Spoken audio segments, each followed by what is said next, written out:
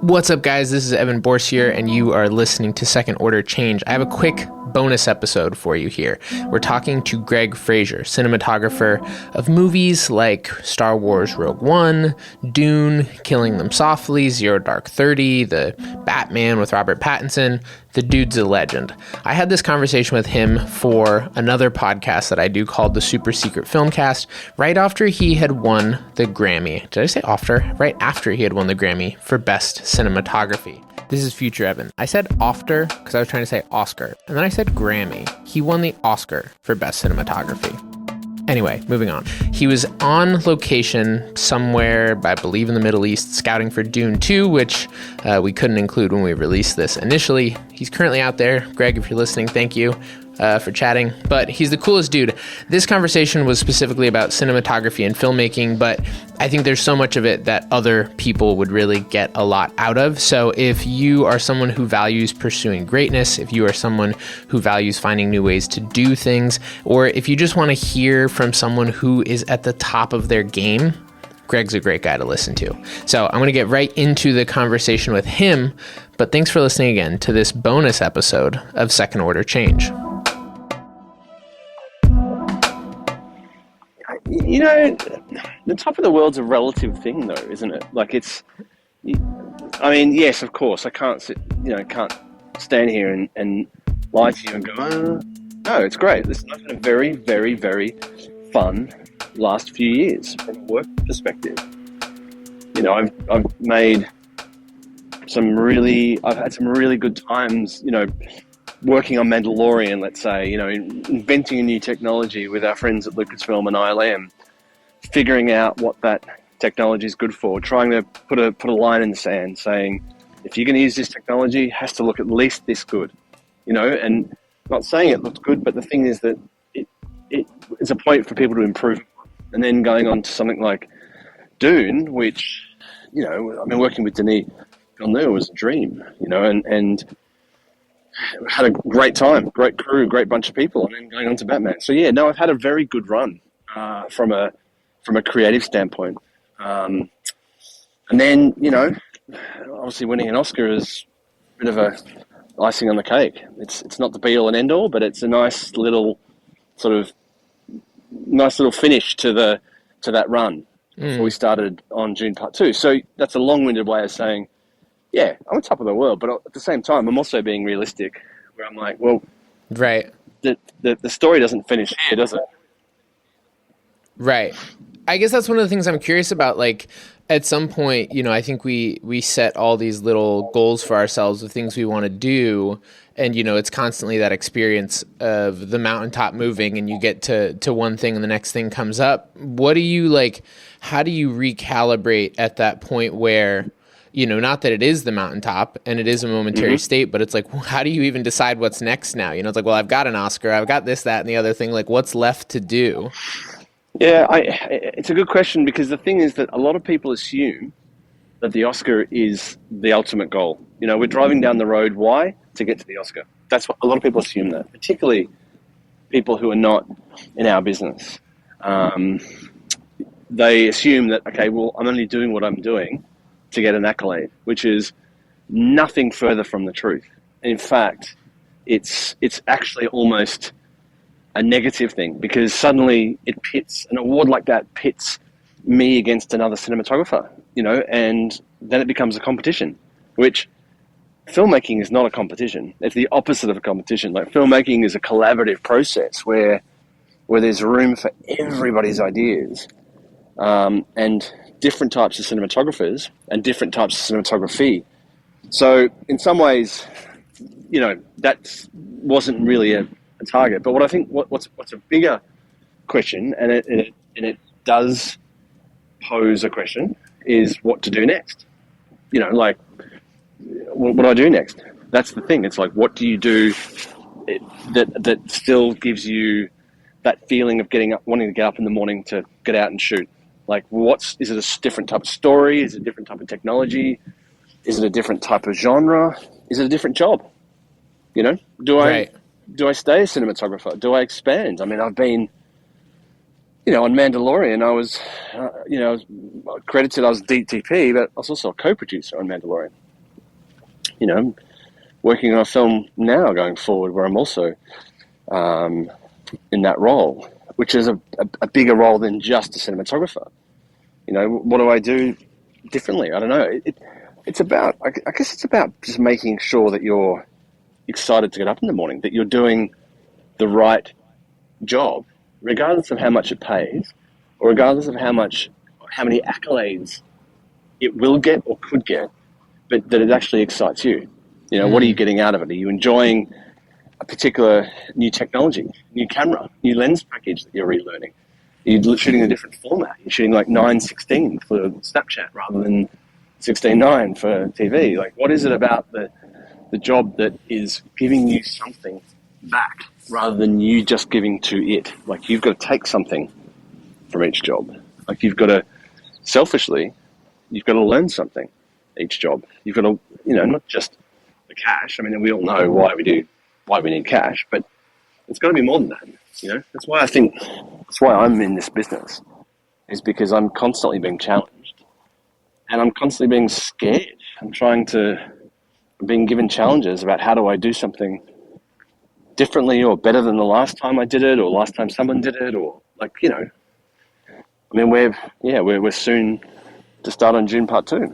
I mean, it's got to be better, doesn't it? It's got to be better. Otherwise, what's the point of doing it? And it's going to be. That's so exciting, man.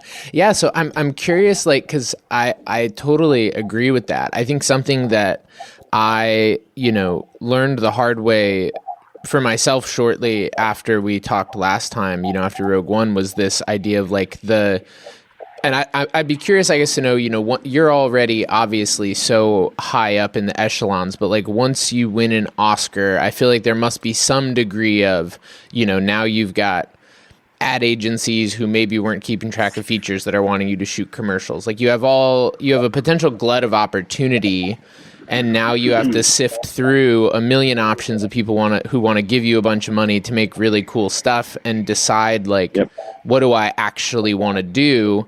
And I feel like my experience was that the glut of opportunity is almost harder than the absence of opportunity. So how do you say no to stuff, and how do you decide, as a guy who could shoot anything, what you actually go do?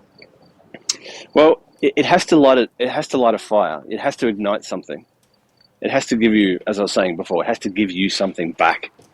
And that something is rarely cash. It's rarely cash. Now, that's not to say I haven't done jobs for cash, and of course I have, like everyone on the planet. I've had to. But if your North Star isn't that, if your North Star is that ignition, that fire, then I think it becomes quite clear what you have to do out of that plentitude of options. Let's say, I mean, I will say this: I've already signed on for a movie, so therefore I don't have those opportunities, so I don't have that problem. If you want to call it a problem, I don't have that staring me in the face right now. But I know what you're talking about, and going forward, whether or not an Oscar has given me more opportunity or actually less. I mean, listen, you could argue that it's actually given me less. Some people have said, because people won't call me for that really cool indie $100,000 feature that they're getting up that is going to light my fire. And maybe they will never offer that to me because they'll be like, oh, there's no way that guy will do that. Whereas actually, as a part of an opportunity, I might, because it might really talk to me at that point in time. So, yeah, I don't know. There's no right or wrong answer to that, but it's all about igniting that passion, the creative passion, and being happy and content, not because somebody says you should be happy and content because you're doing a big movie, let's say, or a big commercial, or working with this latest bit of kit, but because you've actually excited internally. So that would be the thing that I would be kind of trying to say to anybody. That's what I have to also. I have to tell it to myself too, because there's two different voices in one's head. One is the heart and one is the head. There's logical reasons for doing things. Your head's saying, well, if you did this, it could lead to that. It could be a stepping stone, and that director knows that director, so therefore, dot, dot, dot, the logical. But then there's the heart that makes no sense whatsoever, and very often makes illogical choices. But they're the right ones, because it's your heart and soul, and particularly in our industry, as creative people, we have to be in tune with that heart and soul. Mm. How do you balance or manage? Because you always strike me, and it's one of the things that I have really respected, to be honest, is for a high level filmmaker, you're a very accessible person. And you mentioned this idea of the sort of the paradox of sometimes losing opportunity as you are perceived in certain ways. How do you manage that idea of being accessible versus, I don't know, just sort of you don't want to be too accessible because you've got stuff you're doing, but you also don't want to lock out things and just put I don't get the sense that you want to be in this hyper exclusive club of only talking to ASC members or anything. So how do you manage that? I mean, obviously one needs to protect their own mental health. And when I say that, I mean time, and also time with family. You know what I mean? You have to prioritize yourself and your family over anybody else, which it does get harder. The more formats you have, the more, the more mediums you have to communicate, the more opportunity you have to communicate, which puts more pressure on you to communicate. So I don't know, I try and balance that. But the thing that really excites me about this business is the stuff that non-ASC members are doing. I mean, listen, I'll use ASC member as working professional photographer, code 4, working professional photographer. There are people who are doing really cool things with prosumery type lenses and cameras and lighting and, and computer graphics and Unreal engines who are not classic, traditionally trained cinematographers. And I get inspired by seeing other people, other people's voices. I get inspired by seeing voices of people who may not have the opportunity to shoot, a big film. Because, again, it is a little bit embarrassing when I say, well, I've done Dune, I did Batman, and now I'm doing Dune 2, and I just won an Oscar. It's a little bit embarrassing, actually, because I would love to be able to go, yeah, between those two films, I did a really cool independent $100,000 feature. But I haven't had the opportunity to do that. And I haven't been able to do that. But I would like to keep learning from the people that make those films. So yeah, the accessibility is a good question. It's always a struggle because of just time, just time. Mm. We only have time's our most valuable resource. Like yours, mine, it's our most valuable thing. We'll never get back. So it's just trying to juggle those factors about making sure that I'm, again, looking after number one and also the family, but also, I don't know, just staying out there in the world. Yeah. On that time note, I forgot to ask you, how much time do you have here? I just want to make sure I'm not running long on you. Probably, but if I can talk for another 10 or 15, I reckon, 5:30 my time, which is in about 16 minutes. Okay, we can do that. On that note, then, back to, because I was thinking about this actually, and this is another thing that I really respect about you is the sort of, I guess I would just say it's a lack of pretension, but even for me, it was when I took a step back from shooting mostly bigger, crewed up commercial stuff on RE cameras and was I'm just going to go play around with the FX6 for a while or some of this new technology and try to go do really cinematic but really compact footprint doc stuff. I find a lot of fun in going between both of those worlds, and I think there tends to be this public perception of a hierarchy that bigger is always better, and so someone maybe would look at at your portfolio and go like, oh, well, he's never going to do something like Lion again because he got the chance to do Dune. But I don't get the sense that, how do you think about those two sorts of like approaches to filmmaking? Is one worse and the goal is just to do, $1 billion features, or like what's the joy of doing things small? Well, the joy is partially is the experience of making a small, intimate story for no money, and then there's also the bragging rights of being able to say, "Hey, I did that for no money or very little money," when all you guys are off there making $1 billion movies. And what's better, or not better, but look at them the compared. So there is a certain level of bragging rights that I do enjoy, but it's not about an ego brag either. It's about achieving something for little money. That's good, about using your resources really, really, really wisely and really carefully, and the cost of something. This is a big problem, and I think you sort of hit upon it before. Like, a bigger is better camera. Is it? No, it's not actually. And same with lenses. Is bigger and more expensive better? It's like, no, absolutely not.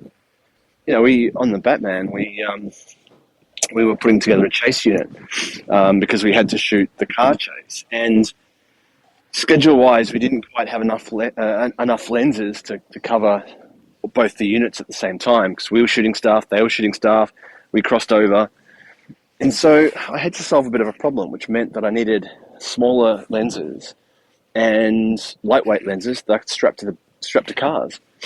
And so we started testing these fantastic sort of Soviet-era glass that Iron Glass were rehousing.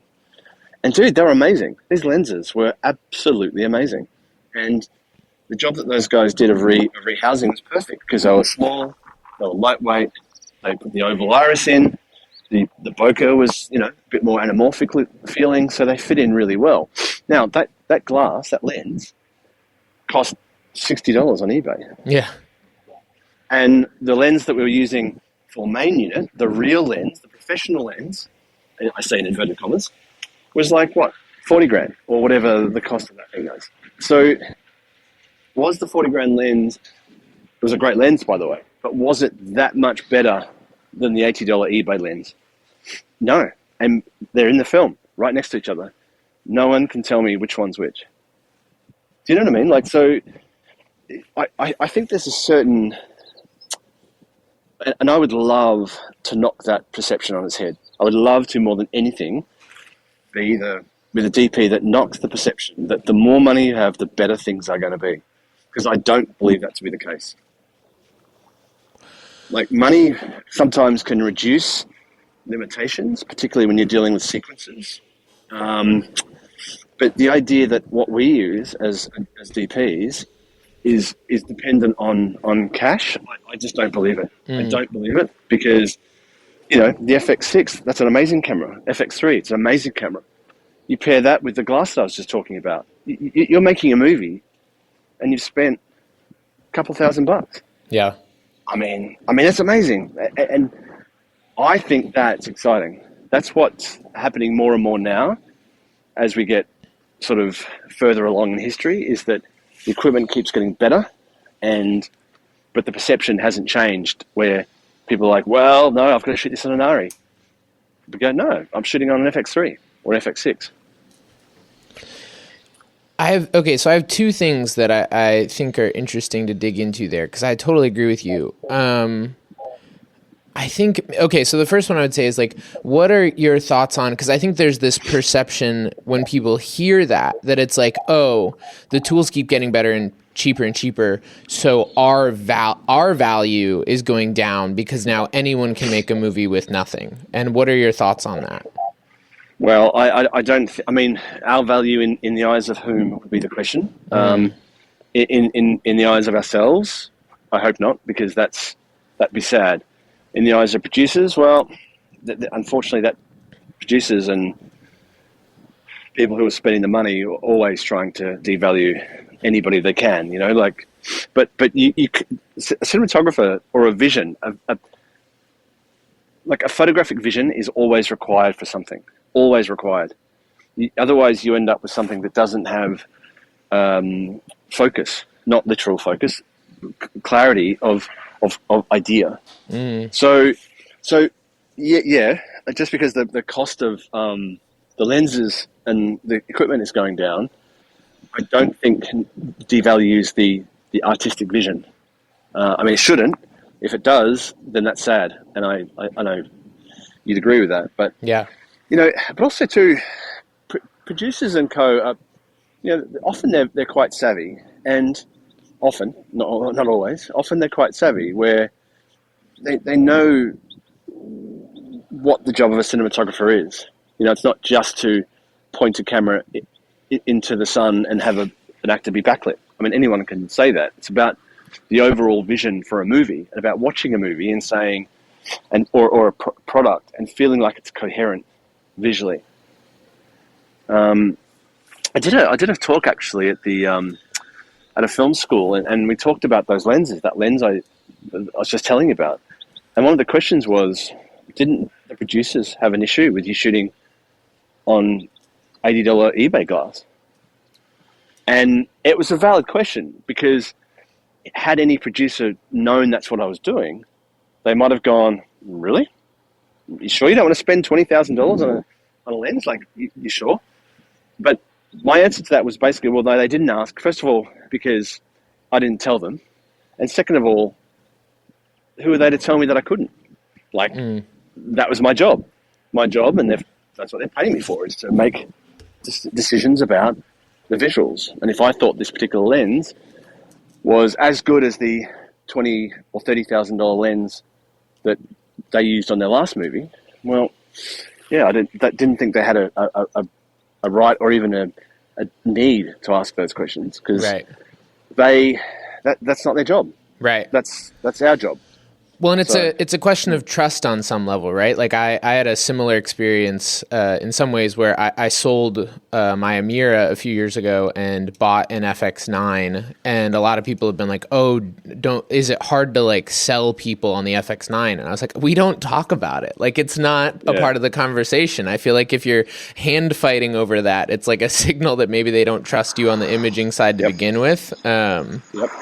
So on that, like, I would be curious any thoughts you have on, because I've been trying to dig into this idea of like something that I found a lot in commercials specifically, but I think it happens, it's sort of the nature of the universe, is the cost of our desire for certainty, and this spiral of we're going to spend more money to try and be sure of an outcome. So then, because we're spending more money, we need more insurance, and you get this sort of like production bloat that at some point you lose all ability to be nimble and creative, because you're just sort of getting into this like pure execution insurance mode. Yep. And to me, there's this element of creativity that requires uncertainty. And so I would just be curious your thoughts on that, especially now that you are doing hyper expensive movies. Like, how do you mix the need for some level of certainty and with the ability to be creative and figure things out as you're going?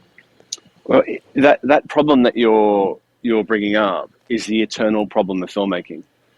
It's that you need somebody to back up that person, and then that person needs somebody or something to back up that person. But by putting those two extra backups, insurance policies in place, it's extra cost of food, people, as you know, it's like a knock-on effect that becomes super expensive. Therefore, as you said, suddenly things become more prescriptive. When you want to then, have everyone go away, it's very hard, very hard. I just did a commercial with Chloe Zhao recently, well, fairly recently, probably late last year. And Chloe loves to work with no crew. And so she said very early in the day, "Listen, guys, I really appreciate you guys being here, but come magic hour, I need all of you to go away." And she said it in a very nice way, very respectfully. And this is why I loved working with her, and so I love working this way. Magic hour comes. "Okay, guys, go away. Thank you very much, guys. We'll call you back in an hour." Start shooting, turn the camera around. There's a craft service table set up They moved from somewhere to somewhere, and we're like, whoa, dude, like, and then the argument's like, well, there's crew here, they need craft service. You're like, yeah, but now you're stopping me from doing my job, which is finding the beautiful gold moments at this time of day with these characters, because the production, the circus that is a production, overtakes what you're actually there for, which is to capture a moment or capture a moment in time between two or three people or two people, and the circus gets in the way of that. And I think I'm constantly looking for ways to make it better, and that's part of, I love doing that on a big feature film. There are times where on a big film, you might be standing in the middle of a Jordanian desert with a lot of people backing you up, but they all go away, and you spend a little moment there with only a couple of people. Like on Dune part one, because we're doing part two now. On Dune part one, we went to Abu Dhabi with literally 15 people. We took a costumer, 3 actors, no sound recordist, a couple of cameras, a couple of people. Like, it's tiny. We got up in the morning, shot sunrises, went back to the hotel. Like, it was the most joyous experience because we were working on this big film, in inverted commas, but we were a tiny little unit. It was the most fun, actually, that I've had working on a feature in a long time, because it felt like back in the days when we were making movies with 10 people or 11 people. Very liberating. But you have to work harder at that. I guess that's the point. That's my long-winded answer. The point is you have to work harder, and that becomes something you have to go, no, we don't need a jib just in case. No, we don't need that lens just in case. We'll limit ourselves to 4 lenses, therefore 1 case, not 3 cases. You know what I mean? You have to make really hard decisions. But those decisions make for a better result at the end of the day. Yeah, that's so good. Last question, and then I'll let you go.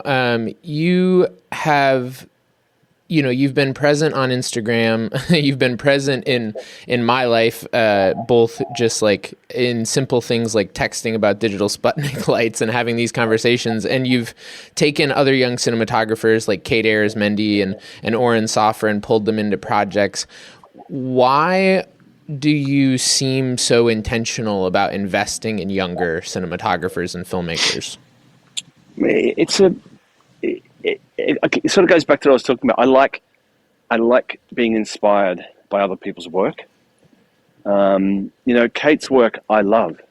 Kate's a very different cinematographer to me, and that's what I love about her work. I'm very, very close with Ari Wegner. Ari was my assistant on a film. She was my trainee, actually, on a film about 12 or 13 years ago. And I love her work. Watching her work with Jane Campion on Power of the Dog blew me away. I was really inspired by the work that she did. And so I get a lot out of that. I get a lot out of learning how other people see the world, because it kind of helps me sort of pivot. I don't want to get stuck in a look rut. I don't want to be the dude that just shoots ... I don't know, whatever it is. Deserts, let's say. I mean, I've shot so many deserts now, I almost am the desert DP. But I don't want to ever get known as somebody who that's my thing, And I guess that, I like watching other DPs work. And also, mate, I like other DPs. I like talking to other DPs. Ora and I are working together at the moment, and we have great DP conversations about, morally, lighting. Should a light be here or there? Should it be higher or lower? We have these kind of really interesting conversations. Because for the most part, on set, you don't work with other DPs. You work with your crew, who are not other DPs. So having other conversations with other DPs, I find really fun. Because, again, I like listening to other people's points of view, particularly when it comes to cinematography or lensing or cameras or, why some people like certain lenses. I mean, I love catching up with James Deakins and Roger Deakins as often as I can. Their lenses, I think they're using master primes. I've never been able to use a Master Prime because I can't make it look good. But Roger Deakins makes a Master Prime look amazing. And I'm like constantly trying to learn from that. I want to know how he makes it look amazing. So that if, I don't know, it's just knowledge, isn't it? And it's about being inspired by a kind of a communal knowledge, and I find that DPs are quite giving of their knowledge, and I like that. As in, I like giving my knowledge, and I like being given knowledge. I think it improves all of our jobs.